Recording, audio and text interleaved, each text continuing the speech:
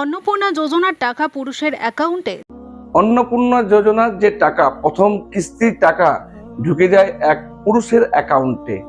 হ্যাঁ, এটা কিন্তু পশ্চিমবাংলার পুরুলিয়া জেলার রঘুনাথপুর শহরের ঘটনা। অন্নপূর্ণার টাকা পুরুষের অ্যাকাউন্টে। অবশ্যই অনেকে হয়তো দেখেছেন, আজ থেকে 5-6 দিন আগে খবর হয়েছিল, প্রায় 21 লাখ দর্শক দেখেছিলেন খাস খবর বাংলার চ্যানেলে।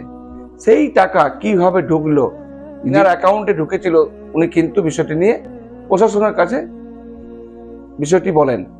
অবশেষে কি উত্তর এলো, কোথা থেকে ঢুকেছে টাকা, সমস্ত বিষয়টি কিন্তু যার অ্যাকাউন্টে ঢুকেছিল তিনি কি বলছেন আসুন শোনা যাক। অন্নপূর্ণা যোজনার টাকা পুরুষের অ্যাকাউন্টে, তা নিয়ে তোলপাড় হয়েছিল সোশ্যাল মিডিয়া।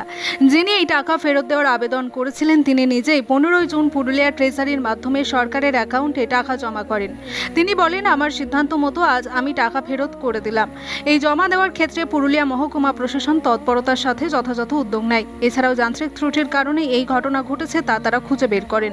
উল্লেখ্য, গত 9 জুন সমাজ ও পরিবেশ রক্ষা আন্দোলনের বিশিষ্ট ব্যক্তিত্ব স্বদেশপ্রিয় মাহাতোর অ্যাকাউন্টে অন্নপূর্ণা যোজনার টাকা ক্রেডিট হয়। তিনি পরের দিনই প্রশাসনের কাছে আবেদন করেন, এই টাকা ফেরত দিতে চান এবং কেন এই ভুল হলো তা খুঁজে বের করার আবেদন করেন। তারপরে এই ঘটনা সোশ্যাল মিডিয়াতে লক্ষ লক্ষ মানুষের কাছে পৌঁছে যায়। প্রশাসন নড়ে চড়ে বসে এবং সমস্যা সমাধানে দ্রুত পদক্ষেপ গ্রহণ করে।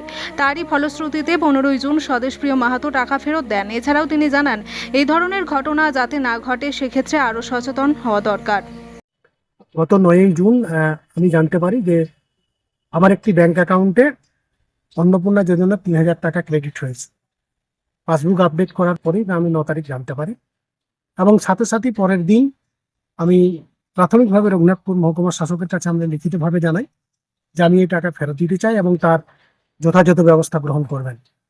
এবং পরবর্তী ক্ষেত্রে প্রশাসনিক উদ্যোগেই পুরুলিয়া মহকুমা সদর সেই প্রশাসন উদ্যোগ নেই এবং কোথায় ত্রুটি হয়েছে তা তারা লোকেট করেন, তা খুঁজে বার করেন।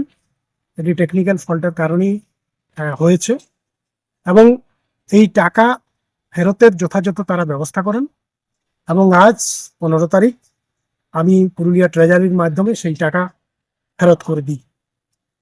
ফলে আমি যে কথাটি এখানে বলতে চাই যে এইভাবে আরো মানুষের ক্ষেত্রে ভুল হতে পারে, এই ধরনের টেকনিক্যাল ফল্ট হতে পারে।